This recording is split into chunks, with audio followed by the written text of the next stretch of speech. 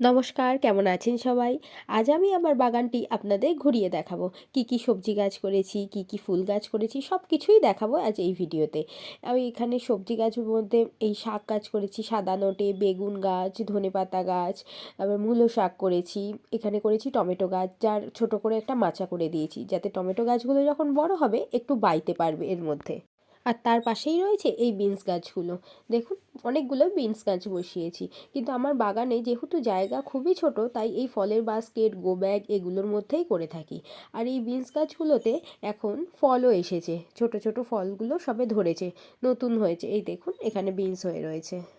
আর এই বিনসের সাথে সাথে শিম গাছও করেছি, এই দেখুন শিমও ধরেছে গাছে।